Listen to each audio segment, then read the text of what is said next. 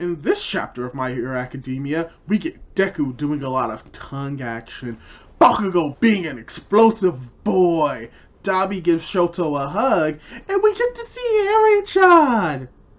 Also, Gigantomachia may fall in this chapter, but that's not really important. We get to see Eri-chan!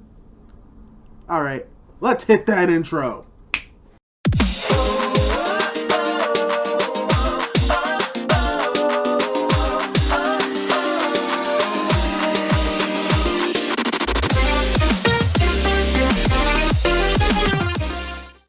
Hey guys, how's it going? It is your boy, Big Blue Drew, 97 here, coming at you with another manga review for My Hero Academia. Manga chapter 293, titled A Hero-Saturated Society. And when it comes to this chapter of My Hero Academia, I think this is a really good chapter. And mainly because this chapter kind of like shows that this arc has a lot more twists and turns than we would have ever thought at the beginning of this arc, because at first we thought, oh, the villains are going to automatically win, but then we see the heroes building up. It's like, oh, so maybe the heroes will win, but the villains take back the Avengers. Like, oh, the villains are going to win. And what we get in this chapter, it's really anyone's game. The heroes could win, the villains can win, or what I'm thinking is that there is no winner. Like, both sides take heavy casualties, and the actual losers of this war is just society as a whole, which, you know, could count as the heroes losing, but it just depends on really how this entire arc plays out, and I think this chapter embodies that unpredictability because of everything that happens in it. And before we get into the actual chapter review, I'd like to ask all of my viewers to subscribe if you like my content and you want to see more of it. Leave a like and leave a comment on what you also thought about this chapter. And now, without the way, let's get right into the review, starting off with the first few pages of this chapter, where we basically just have Deku just being in shock and awe about how Mirio is here and like how this is all happening, like how he is here, where we get Lumillion, Mirio basically saying like, oh yeah, Naida's agency is nearby, and he didn't know that he was this close to the hideout. So once he got the information from the people in the villain's hideout where he should go, he came immediately here, showing that Mirio was closer than anyone expected. But what's also interesting about this is that we also get a flashback, because we see that Mirio is here with its quirk, and there's this brief explanation for how this is all happening, because Mirio, in the flashback, he learns about this, tomorrow, relative to the flashback, that he gained the information that there's going to be a raid on the villain hideout and that he wants to help, but unfortunately he doesn't have his quirk. So he knows that Eri has been working on her quirk for the 2 months prior to this, so he goes and begs and pleads with Eri to help get his quirk back. And this is very actually emotional, because we know for a fact that Eri does, as far as we know, didn't have full control over her quirk, and how her quirk was used to accidentally kill her father, was used for all these bad things, and that Mirio was asking her, like, her quirk is the like part of her trauma, and he's bowing to her because he realizes, like, I know, like, this is something that's very painful, but like I really want to help people. But what's also amazing about this is Eri's response, where we see Mirio trying to apologize to her, but Eri's like, no, it's fine. This is what I trained for after all. As we see that in this flashback, her horn is bigger, but in the present it is smaller, meaning that the energy that she used to restore Mirio's quirk, it worked. And with that, Mirio is back in action, is able to take out all of these Nomu, except he's not strong enough to take out all of these Nomu. And before we get into that, I think this is very interesting, because I think we all knew that Mirio was going to get his quirk back and that Eri's going to play a role with it. But what we also see is that Eri could also help with Aizawa, and how he got his leg cut off, and how she can technically help regenerate that. But I think what is very interesting is that it's taken her half a year to do this, and she's trained with how to use the power she has stored to rewind things, but I don't think that we know what is stored to help with the rewind. So even though she has the capability of rewinding limbs and rewinding words, it's not going to be the same kind of Deus Ex Machina that you see in other stories where it's like, oh, something bad has happened, let's rewind the time. Or, oh, something horrible is going to happen, let's rewind it. It takes time and it takes it to store up energy. So even with what happens with Deku and what happens with Aizawa, there could be a moment where it's like, oh, we choose to help Aizawa or Deku. And most people may opt to help with Aizawa, but Aries like, but I want to help Deku. Hey, that may be a prerequisite. She may be able to only rewind like things as perfectly as she can if it's against someone that she cares about or someone that she knows. Which is different from like the quirk erasing bullets, which was taken from her. That may be how her quirk is restricted. We just don't know, and it's just cool getting this information in this chapter since Mirio is involved. And speaking of Mirio, as I said, Mirio may be strong, but he's unable to take out all of these Nomu, and he's calling for backup. And what is also interesting is that we see a twinkle in the sky, and this twinkle is nothing short but our blazing bull hero, Bakugo, as he develops and learns sort of like a new technique or advances on a technique that he's always known, because we get this small little dialogue about how before the blasts that he created were faster and more powerful, and how he thinks about that moment, that sense of urgency at the brink of death, that sensation that he felt. And with that idea in mind, he's able to move as fast as he did when he saved Deku to help take out the Nomus, with the help of Ida and Nejire coming in and just smashing into these Nomu, helping to protect Best Jeanist, to a point where like we have Ida basically calling out Bakugo's like, what are you doing? Do you want to die? And you have Mirio and Nejire having this cool like dialogue between each other, since they're like really good friends, where Mirio's like, Nejire, are you okay? And she's like, nah, I'm fine. I'm just glad that you got your quirk back. Isn't it amazing, huh? Oh my gosh, this is so great. And I really like Nejire. Like, among the big three, like, you got Sun Eater. I really like him. He's cool. Mirio is awesome. I'm really drawn to Nejire because I just like her personality and the energy that she's able to output. So I just really like her, and just seeing her interact with Mirio is very cool. But what is an even better interaction is the interaction between Bakugo and Best Jeanist, where Best Jeanist says, oh, Bakugo, like, have you seen the world now? And Bakugo was like, ha, Bakugo was just a temporary name for a hero. Here's the real name. Before I told anyone this name, I wanted to tell you this name first, as we get another mini flashback to where Bakugo worked under Best Jeanist, and how Best Jeanist talked about how he wanted to be the person to hear his hero name. As we get the reveal of what Bakugo's hero name is, as he screams into the world in front of Best Jeanist as God of Explosion Destruction, Dynamite! Many people were a little upset that it wasn't Ground Zero, and all I can really say is, heroes shouldn't be named after natural disasters. Come on, guys. Ground Zero, cool name. That's like calling him 9/11 or Hiroshima Atomic Bomb. Come on, guys. You gotta be more realistic about it. Gosh. But I mean, still, Dynamite is a really cool name, because you got Dynamite, as in like dynamite, which causes explosions. Hence his name, but it's spelled as M-I-G-H-T. Dynamite, all might. You see what he did there? Which is also making me think that possibly Deku's hero name, if he changes it from Deku to something else, may involve Might, but you know, because Deku is trying to kind of like not revere All Might to that sense, he may just stick with Deku. But even with Bakugo as Dynamite, that's still a really cool name, and everyone has a different reaction to it. Best Jeanist calls it a dud. Ida says it's too long. Nejire says it's chaotic.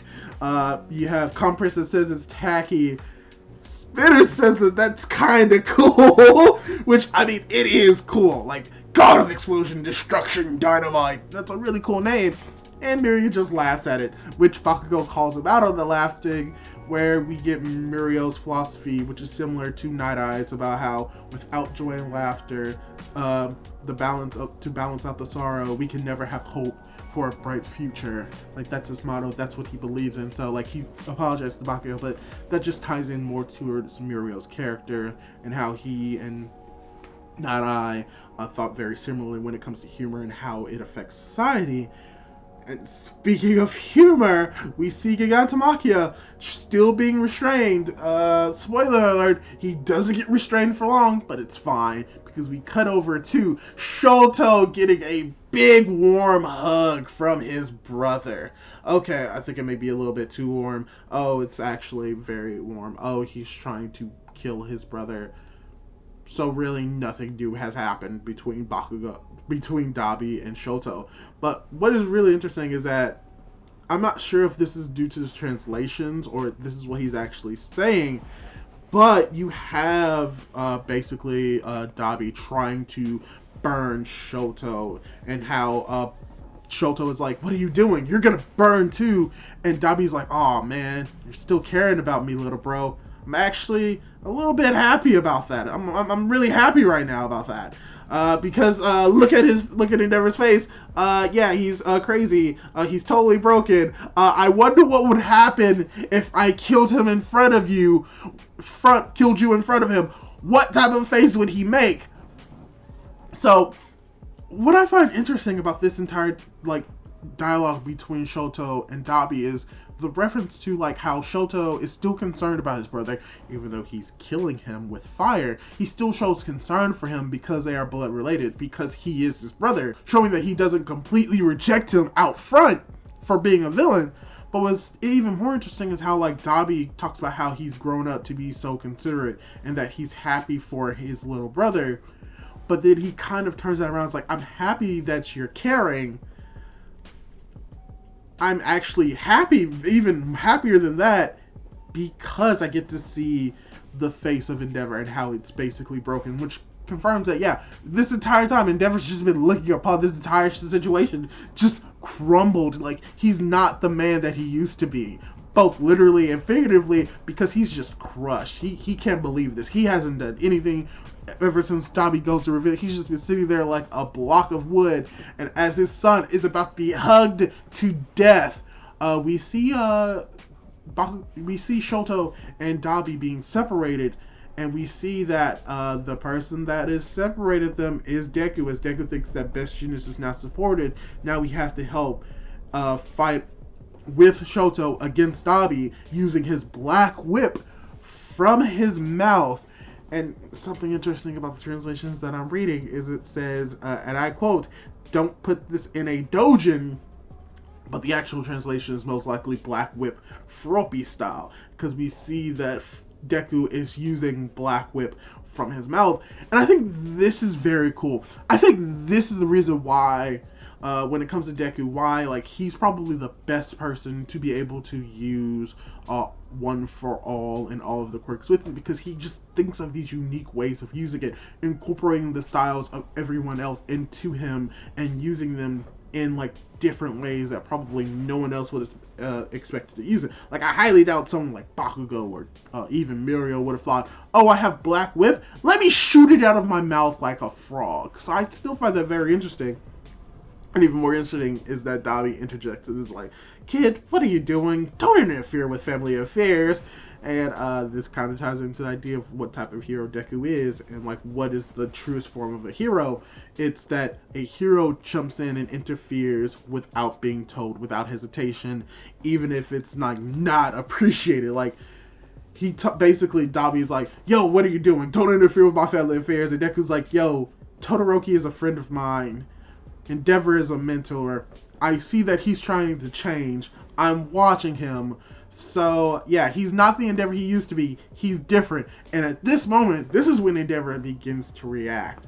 And even Dabi is like, oh, okay, so you're saying that the past doesn't matter? Well, listen here, you little shit. It doesn't matter. Do you not pity me? Like, do you not think that the sins that have been committed on me should not be erased? Do you think they should be erased? It doesn't matter. Whatever you say, whatever you do, it doesn't matter, because justice will crumble.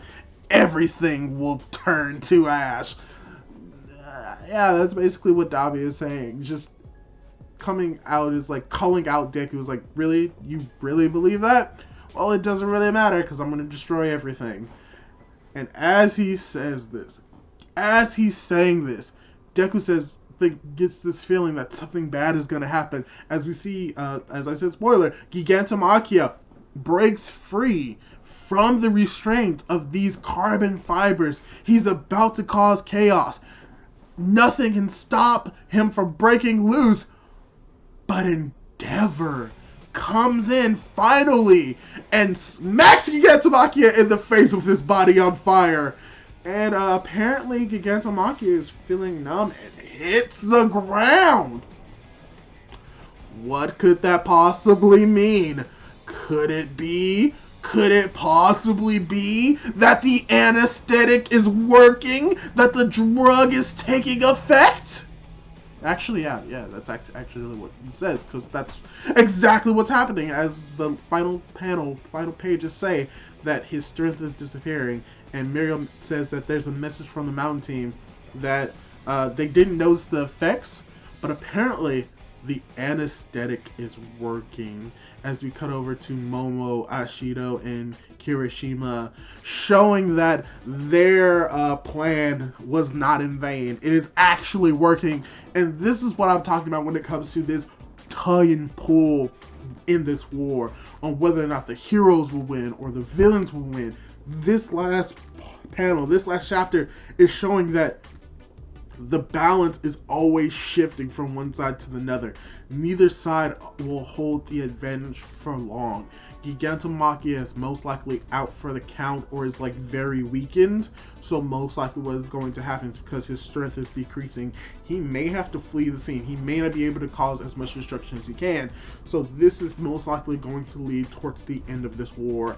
Either the heroes are going to at least capture some of the villains, they may not. The villains may escape, your society is going to crumble. Everything has happened. Nothing can be returned back to normal.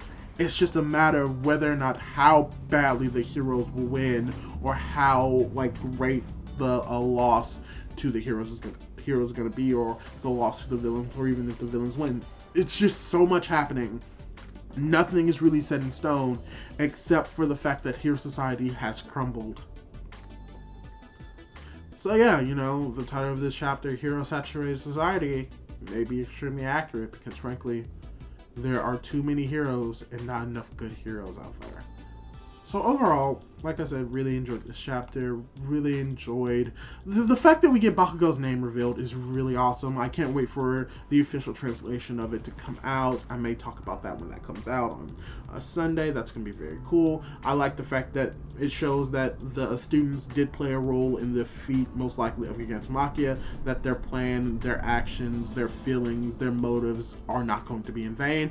Getting to see how Mirio got his quirk back and establishing that Ares quirk, even though it is OP, there still could potentially be limits to it that we'll eventually discover later on. And just having the interaction between Dabi and Shoto, and finally having Endeavor finally coming to realization that, yo, people are still looking up to me, even though my past is being revealed, I still need to fight, as well as seeing potentially a different shade of Dabi, at least in this translations, that could be completely different in the official, but still something that I really enjoyed.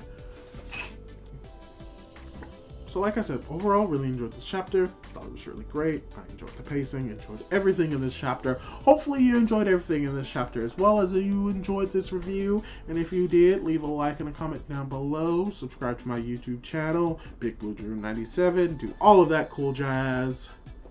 And I'll catch you in the next video. Goodbye. Also, let's not make Deku's Black Whip tongue into a doujin. I don't want to see any of that!